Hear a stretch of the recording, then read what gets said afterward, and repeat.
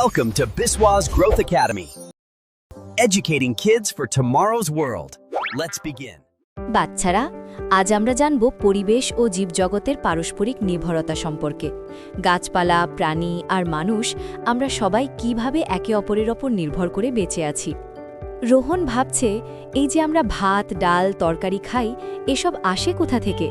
সবটাই কিন্তু আমাদের দায় গাছপালা আর কৃষকের পরিশ্রম।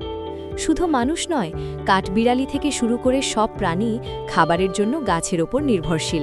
ফল, মূল, পাতা, গাছ আমাদের সবার পেট ভরায়। বাবুই পাখির বাসা দেখেছ? তালগাছের পাতায় কেমন সুন্দর করে বাসা বনে। থাকার জায়গা বা আশ্রয়ের জন্য প্রাণীরা গাছের ওপর নির্ভর করে।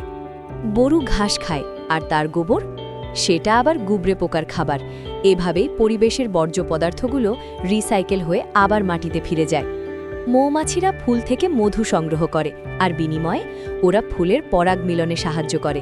একেই বলে পারস্পরিক নির্ভরতা। রোহনের সুতির জামাটা কিন্তু কার্পাস তুলো থেকে তৈরি। আমাদের পোশাক আশাকের জন্য আমরা গাছের কাছে ঋণী। বাঁদর ফল খেয়ে বীজটা মাটিতে ফেলে দিল, আর সেখান থেকেই জন্মালো নতুন চারাগাছ। অজান্তেই প্রাণীরা গাছের বংশবিস্তারে সাহায্য করে। প্রজাপতি এক ফুল থেকে অন্য ফুলে বসে পরাগরেণু ছড়িয়ে দেয়। পরাগ মিলন না হলে কিন্তু গাছে ফল বা বীজ হতো না। মহিষের পিঠে বক কেন বসে জানো? বক মহিষের গায়ের পোকা খেয়ে নেয়, এতে মহিষেরও আরাম আর বকেরও পেট ভরে। একে বলে মিথজীবিতা। মাথার উকুন বা পেটের কৃমি কিন্তু বন্ধু নয়, এরা হলো পরজীবী। এরা আমাদের শরীর থেকেই খাবার নেয় আর আমাদেরই ক্ষতি করে।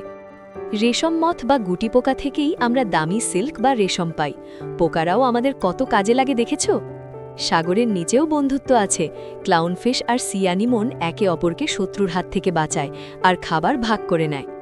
দুধ থেকে দই পাততে সাহায্য করে ল্যাক্টোব্যাসিলাস ব্যাকটেরিয়া।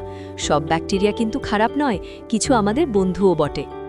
তুলসী, শিংকোনা বা সর্পগন্ধা, নানা গাছ থেকে আমরা জীবনদায়ী ওষুধ পাই। গাছ আমাদের প্রাকৃতিক ডাক্তার।